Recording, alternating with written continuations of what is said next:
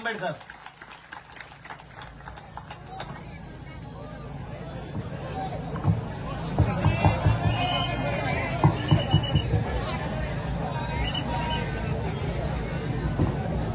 फुले शाहू आंबेडकरी समतेचे विचार रुजवणाऱ्या सगळ्या महामानवांना त्रिवार अभिवादन करतो.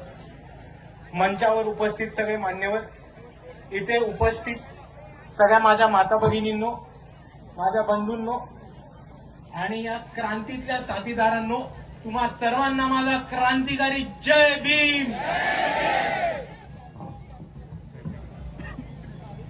आज आपण मुक्तीभूमी येवला इथे जमलो.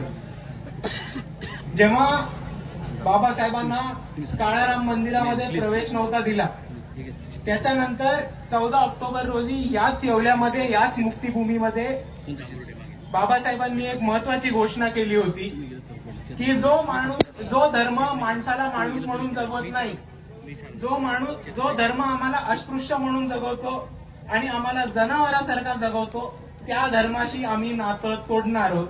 आणि म्हणून त्यांनी ही घोषणा केली की जरी मी हिंदू म्हणून जन्माला आलो असो तरी मी हिंदू म्हणून मरणार नाही.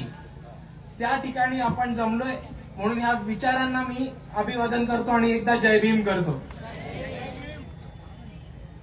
आज आपल्या सर्वांसमोर परत एक तशीच परिस्थिती आली आहे जिकडे आपल्याला एक महत्वाची भूमिका घ्यायला लागणार आहे, महत्वाची लढाई उभी करायला लागणार आहे आणि एक महत्वाचा एल्गार पुकारायला लागणार आहे. तो एल्गार पुकारायला लागणार आहे, ती लढाई लढायला लागणार आहे दोन गोष्टींसाठी. सर्वात प्रथम बाबासाहेबांची आपल्याला चळवळ, बाबासाहेबांचे विचार हे आपल्याला पुढे घेऊन जायचे, पण त्याच्या आधी आपल्याला एक महत्वाची लढाई लढायला लागणार आहे, एक एल्गार पुकारायला लागणार आहे की आतापर्यंत आपली चळवळ जिथपर्यंत आली आहे, आतापर्यंत आपण जो पुढार केलाय तो वाचवून ठेवायला आणि इकडच्या मनुवादी ताकदींशी, इकडच्या आरएसएसशी, इकडच्या संघाशी लढायला.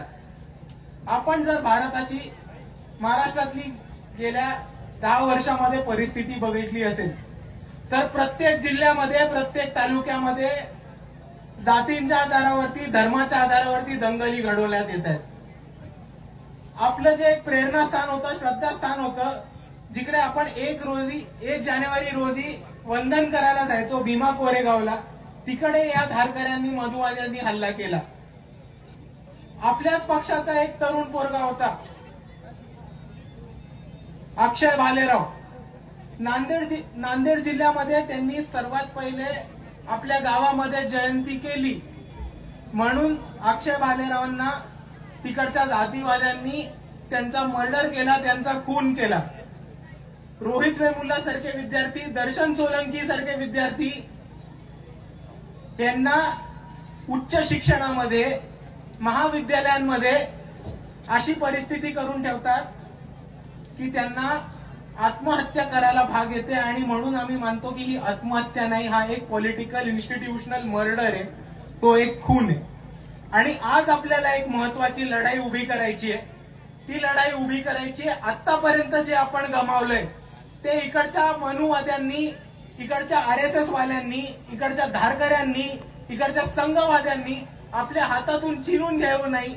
म्हणून त्याच्यासाठी आपल्याला एक महत्वाचा लढा उभा करायचा. आतापर्यंत जे आपण कमवलंय ते गमवू नाही. याच्यासाठी आपण, मला एक गोष्ट सांगा, आपण आज इथपर्यंत आलोत, पुढे आलोत की नाही आलोत? आलोत की नाही आलोत? आलो. आपण बाबासाहेबांनी दिलेला जो मार्ग आहे, बाबासाहेबांनी दिलेली जी दिशा आहे, त्याच्यावरती चालत आलोत की नाही आलोत? आलो. आणि त्याच प्रकारे आपण पुढे काम करत राहूयात. पण आज आपल्याला लढाई लढायची आहे, ती आतापर्यंत जे कमवले ते टिकून ठेवायच्यासाठी. हे मी ह्याच्यासाठी म्हणतो कारण आज जे सत्ताधारी आहेत, आज जे भाजप, आरएसएस सत्तेत बसलेत, ते बसलेत आपले न्याय, अधिकार आणि हक्क काढून टाकायला आणि भारताचं संविधान नष्ट करायला. आणि त्याच्यासाठी आम्ही असं मानतो की आतापासून आपण जी लढाई लढणार आहोत आणि गेले 10 वर्ष जी लढाई लढत आलो, ती एका बाजूला आपण आपली चळवळ पुढे घेऊन जायला लढतो, पण दुसऱ्या बाजूला आपण लढतोय ती आपलं संविधान वाचवायला, आपले न्याय, हक्क आणि अधिकार जे आपल्याला डॉक्टर बाबासाहेब आंबेडकरांनी आपल्याला आपल्या संविधानामध्ये दिलेले ते वाचवून ठेवायला. आणि मित्रांनो, तुमच्या समोर मी एक गोष्ट मांडतो की जर आपण सगळे एकत्र आलो, जर आपण सगळे एकत्र येऊन एक मुठ्ठी बनवली आणि जर आपण इकडच्या मनुवाद्यांना, धारकऱ्यांना, दहशतवाद्यांना, जातीवाद्यांना, नागपूरच्या अर्ध्या चड्डीवाल्यांना जर आपण आपली ताकद दाखवली तर एक गोष्ट लक्षात ठेवा, कोणी आपलं काही उकाडू नाही शकत. त्यांना आपण छाती ठोकपणे म्हणू शकतो कि मामू तुमको जो करना है करो, तुम हमारा घंटा उखाड़ नहीं सकते.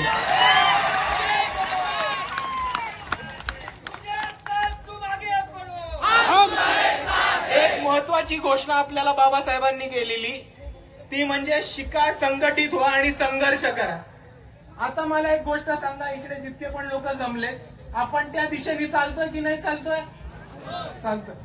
आता इकडे जे तरुण बांधव आहेत, जे युवा वर्ग आहेत, ज्या माझ्या तरुण वर्गातल्या बंधू आहेत, भगिनी आहेत, त्यांना माझा एक प्रश्न आहे. आपण सर्व शिक्षण घेता? हात वर करून सांगा. आपण सर्व शिक्षण घेता? अभ्यास करता? नक्की बाळासाहेब पटले, खोटा नका बोलू. शिक्षण घेता, अभ्यास करता? आता मला एक गोष्ट सांगा खास करून, की आपण शिक्षण घेता, अभ्यास करता, आपल्या सर्वांना पास व्हायची गॅरंटी आहे? हो. आता मला अजून एक खरा प्रश्न सांगा. अभ्यास करतो, शिक्षण पण करतो, पास व्हायची पण गॅरंटी आहे, पण पास झाल्यानंतर खरं मला विचार करून, एक मिनिट विचार करून सांगा की पास झाल्यानंतर असे किती लोक आहेत ज्यांना खात्री आहे, ज्यांना आश्वासन आहे, ज्यांना गॅरंटी आहे की मला इकडे नोकरी मिळणार आहे? नाहीये. असे खूप कमी लोक आहेत. आणि जसं मी म्हणतो की एका बाजूला आपल्याला एक लढा उभा करायचा आहे, आतापर्यंत जे कमवले ते वाचवून ठेवायला, दुसऱ्या बाजूला आपल्याला लढा उभा करायचा आहे बाकीच्या गोष्टी हासिल करायला. आणि इकडच्या ज्या व्यवस्थेने परिस्थिती करून ठेवली आहे, आज आपण सर्व म्हणतात, सगळे तरुण बांधव इकडे एका आवाजात म्हणतात की आम्ही अभ्यास करतो, शिक्षण घेतो. बाबासाहेबांनी म्हटल्याप्रमाणे अभ्यास करतो आणि शिक्षण घेतो, पण आज आम्हाला नोकरीची गॅरंटी नाहीये, नोकरीचं आश्वासन नाहीये. ते का नाहीये? कारण एका बाजूला भाजप मोदींनी जे करून ठेवले त्याच्यामुळे आपल्या देशाची अर्थव्यवस्था कोलमडली आहे. दुसऱ्या बाजूला बाळासाहेब म्हणतात तसे नरेंद्र मोदी आणि इकडचं भाजप दारुड्यासारखा हे देश विकायला निघायला लागलंय. आपलं एअर इंडिया विकायला निघालेत, इंडियन रेल्वेज विकायला निघाले, BSNL विकून टाकले, आपले जितके पण बंदर असतील, पोर्ट असतील ते विकून टाकले. महाराष्ट्राचं MSEB आता जिल्हा पातळीवरती विकायला निघाले. BEST मुंबईमधलं ऑलरेडी अदानीच्या खिशात टाकून दिलंय. आणि हा लढा आपल्याला जो लढायचा आहे तो आपल्याला नोकऱ्या, आपली अर्थव्यवस्था आणि पुढची वाटचाल टिकवून ठेवायला लढायचा. आपण सर्वांनी एक लक्षात घेऊया की आज आपण एका पद्धतीने पुढे चाललोय, जोरदार पद्धतीने पुढे चाललोय. आणि इकडचे जे प्रस्थापित आहेत, इकडचे जे आतापर्यंत सत्ताधारी आहेत, त्यांना आपली वाटचाल बघून त्यांची इकडे अक्षरशः फाटतीये अशी वस्तुस्थिती आहे. एक लक्षात ठेवा की आज आता कोणताही असा क्षेत्र नाहीये ज्याच्यामध्ये आपण आपला ठसा उमटला नाहीये.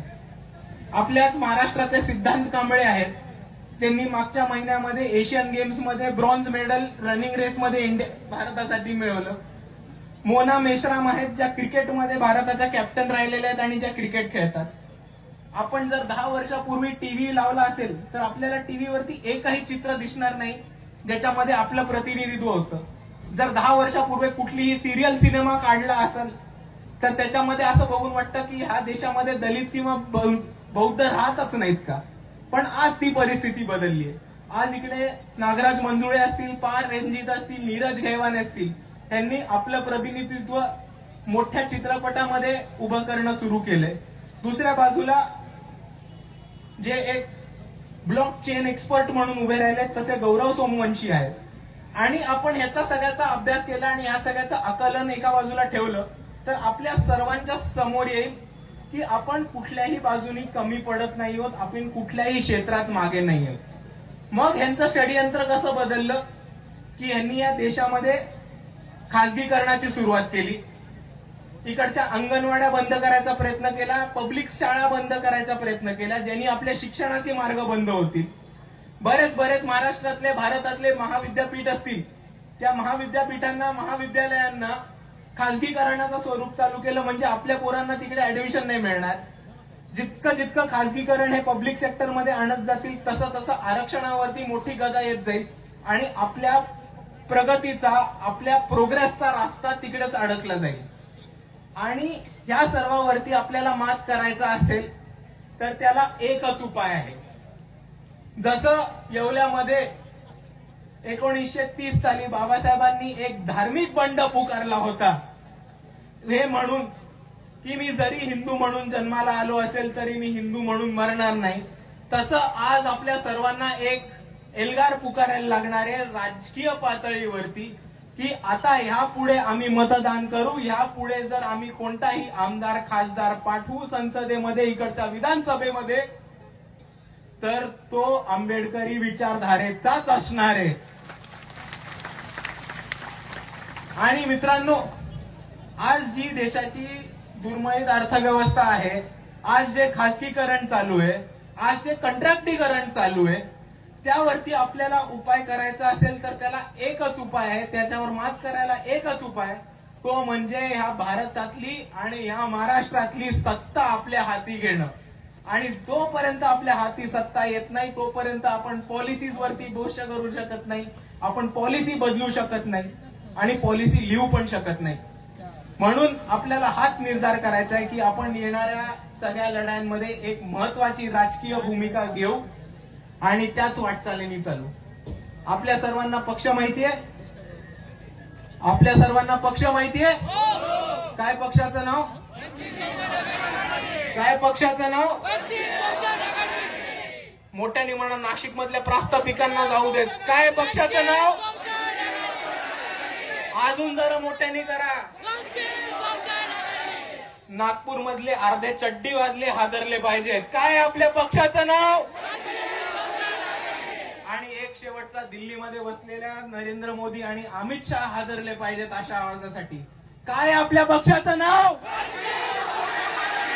एकच नंबर. मित्रांनो, एवढं म्हणून थांबतो. जय भीम, नमो बुद्धाय.